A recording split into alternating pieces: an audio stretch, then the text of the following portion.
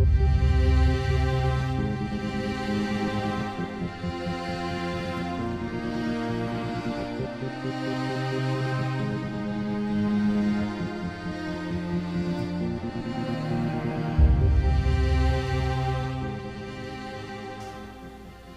Ultimate Intention of God, Part 15.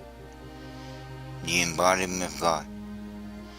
A lot that will be shared in this Part 15, you'll find it manifested in my other series, which we deal with the only begotten Son of God.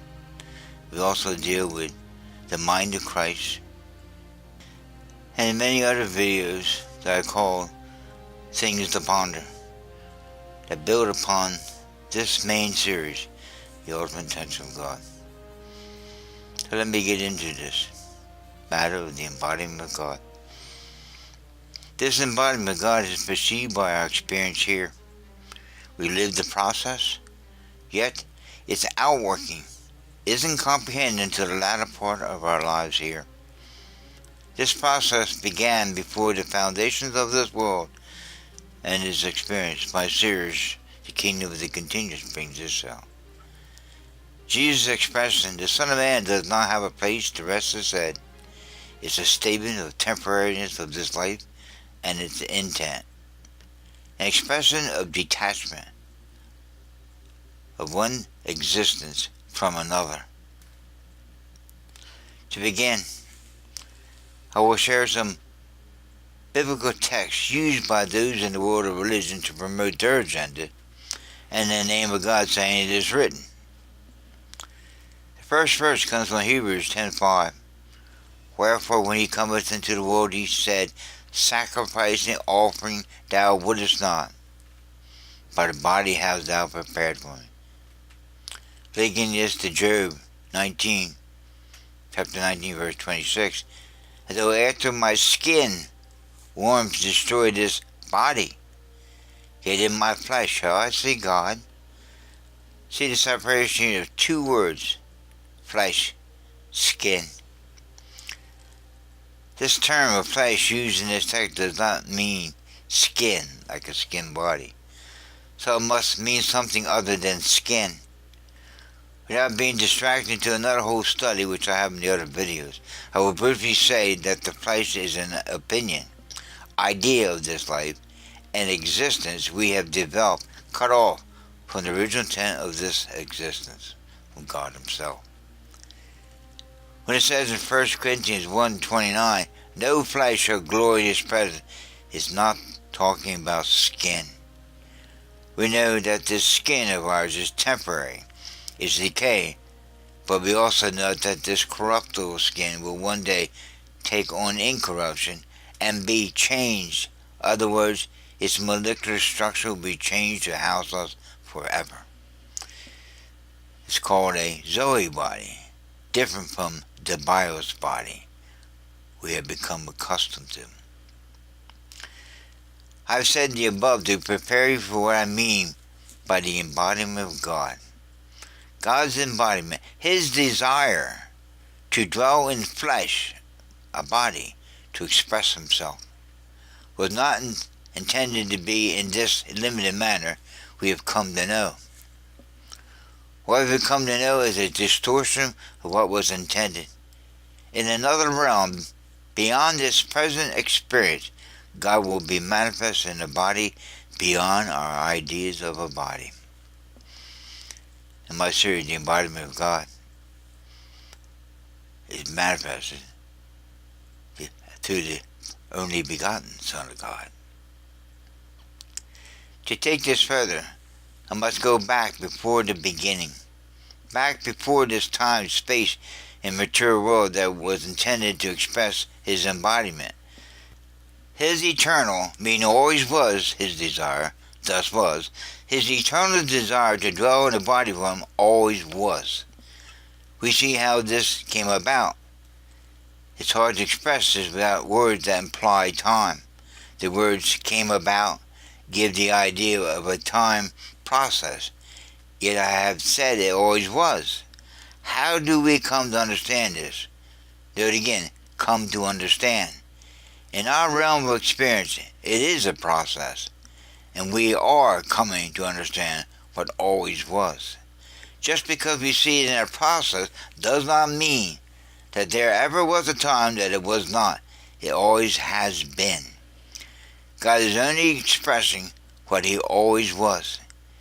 His expression to Moses, I am what I am, gives this idea. That expression given to Moses in this time process was saying this: you're coming to see what I always am through one of many processes to express this.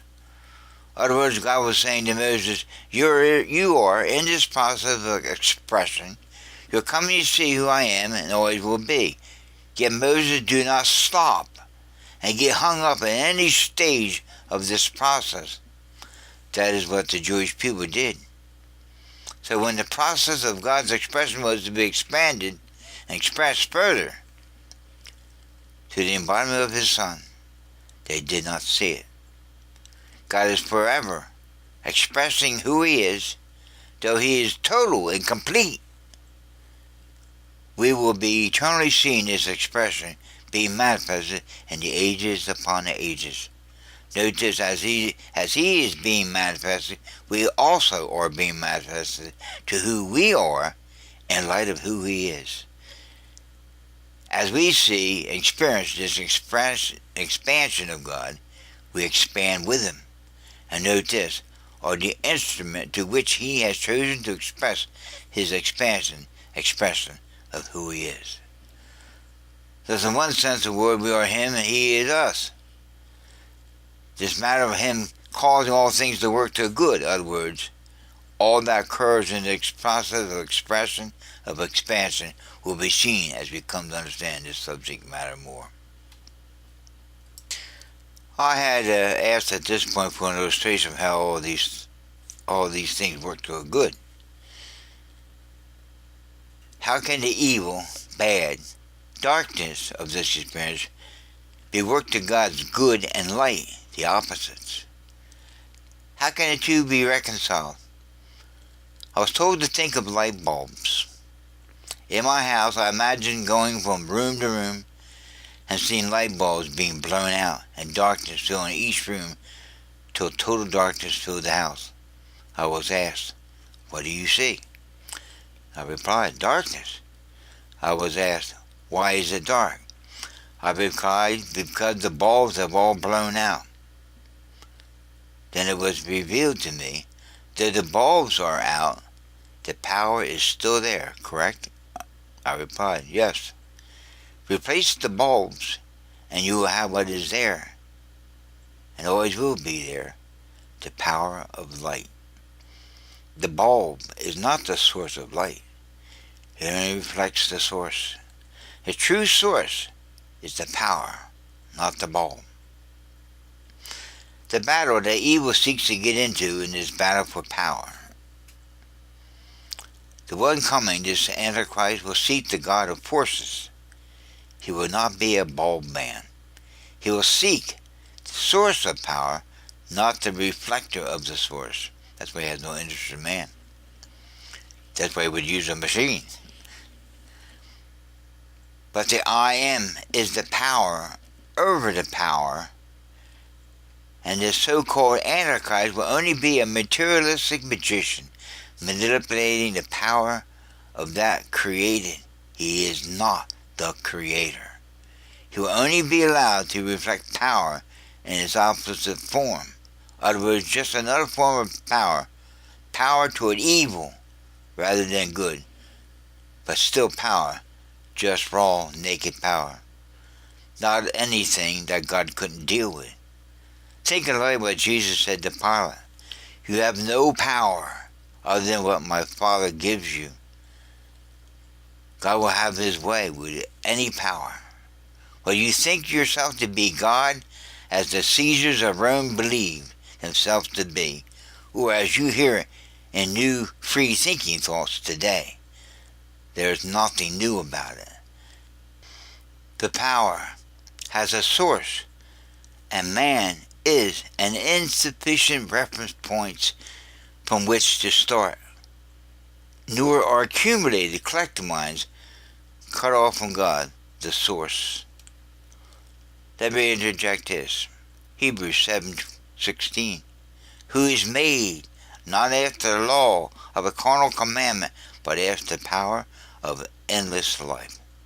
Get beyond the word made. This, in our idea of it, appears to mean time. We would see it to mean non-existence, and then it was made. The word here is not saying this. In the context of this earth, it is speaking of the order of Melchizedek, an eternal priesthood, one that had neither beginning of days or end of days. Other words, an eternal matter, eternal power, not temporal. The embodiment of God is an eternal matter, not a temporal matter. Though we are coming to understand this embodiment through this process of time, it has always been made so. There never was a time, nor will there ever be a time, that it was not. No beginning of it or end of it, just coming to comprehend it. Now note this. We have always comprehended it. And we wonder how could that be? We're only seeing how this was and forever will be. He gets into what's called the eternal now. Paul attempts to express this. At the misunderstanding of those listening, he attempts to express this in the phrase, behold now is the accepted time, behold now is a day of salvation. In other words, this age, one among many to follow, is just one day closer to coming to understand what we have already knew. Paul's statement, becoming known as I was known, brings us out. With all that said, now let's get back to the embodiment of God. I just got this question to be answered. All that is taking place in our experience here, who's it for? We are manifesting this embodiment, thus are acting in it. Who is the audience? The ones benefiting from our show.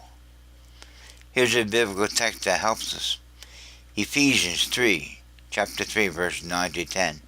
And to make all men see what is the fellowship of the mystery, which from the beginning of the world had been hid in God, who created all things by Jesus Christ, to the intent that now unto the principalities and powers in heavenly places might be known by the church, this called out assembly.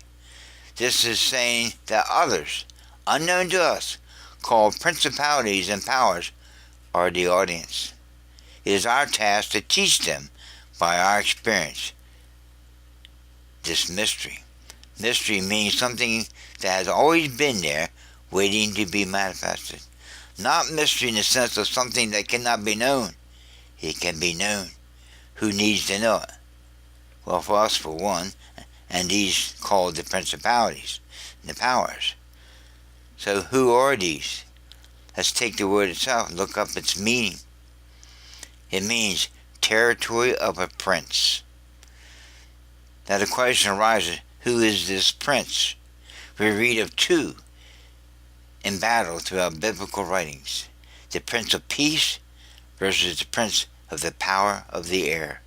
Their territory is the realm of this age. The audience would be what Paul describes in Ephesians 3:9. Principalities and powers.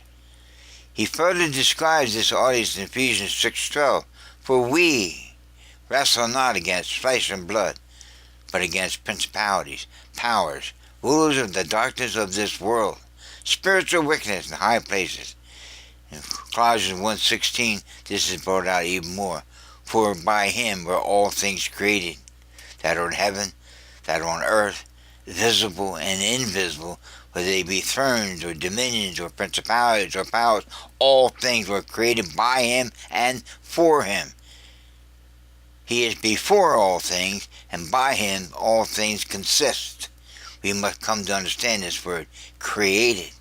As I've said above, the usual definition carry the idea of one-time non-existence. It should be thought of in the light of the word form. To form implies an existing substance. in my thought of this matter an eternal substance, a substance you might call thinking stuff, energy with intelligence, not mindless inanimate material as we think. We are a created intelligence with lower intelligence below us. Think of the latest discoveries with atomic microscopes, which reveal a whole world of intelligence in a microscopic form beyond our wildest dreams. Machinery likened to what we see in our world around us.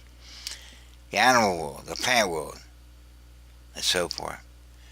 We are the higher intelligence over the lower, with an even higher intelligence above us, eternal in nature.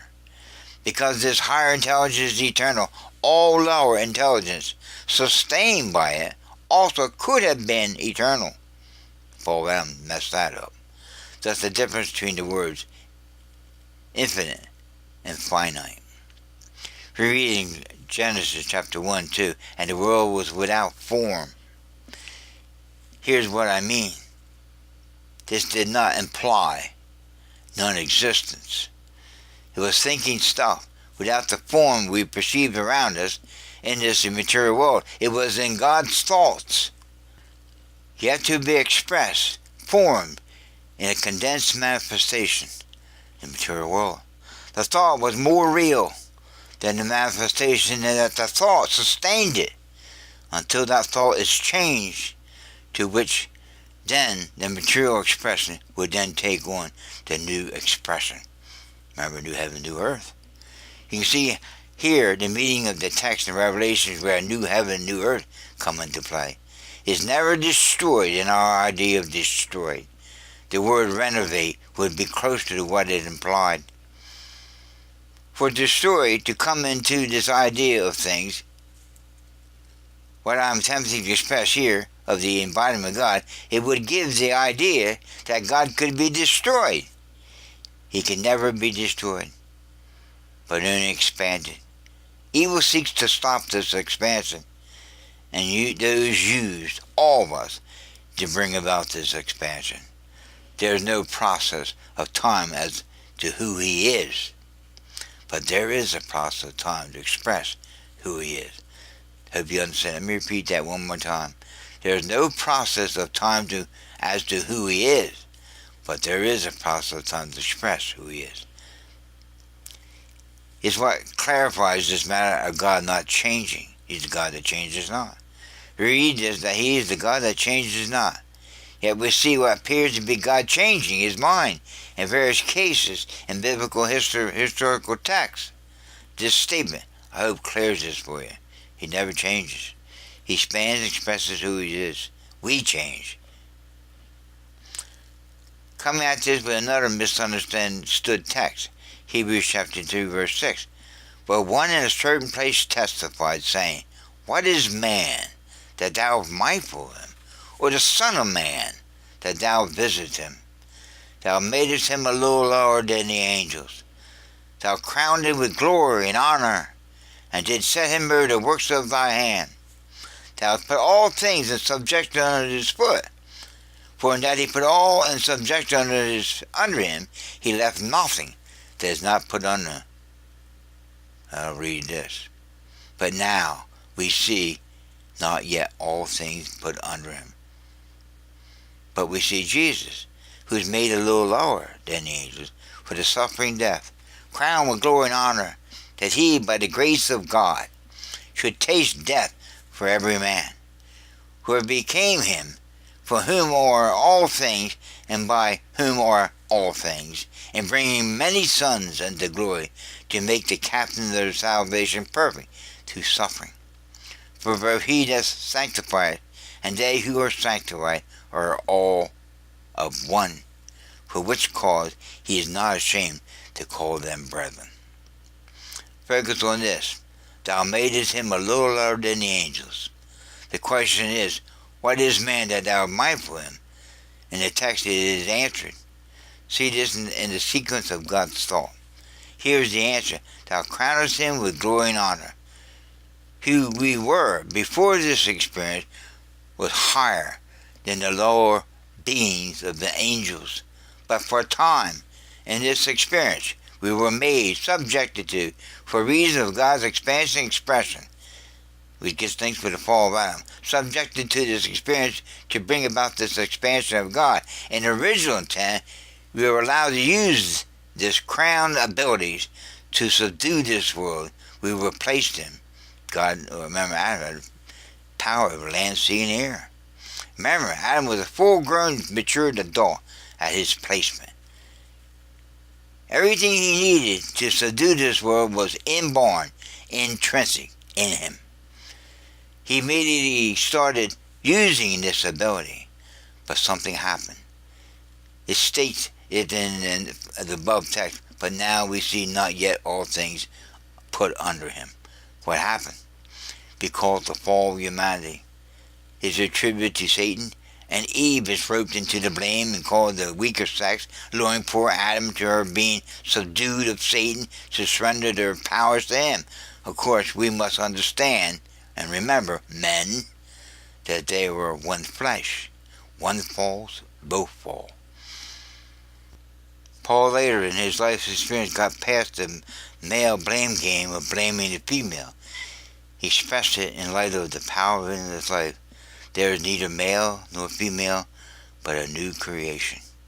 No, not new as we perceive new, but new in light of the idea we have been trapped in, which, while living this carnal experience, it's this perception only that would end any conflict between male and female. This view gets beyond the limited ideas we have of this existence and limited ideas of relationships, all which were only implemented for eternal meanings, which comes to what I have been seeing. The expansion of God, using his temporal world to express this expansion. Marriage, kids, homes, jobs, all of the ramifications of this life were fulfilling this intent. One big tapestry expressing God himself, using us to do this. Paul saw this in his closing remarks in his last letter to Timothy. This is from the Weiss Expanded Greek translation. The strategic time of my departure is already present. The desperate, straining, agonizing contact marked by its beauty of technique. Paul saw that any moment the total picture of his purpose of life and effect he had. May God grant us the same. This is not the end. There is more beyond. God bless you.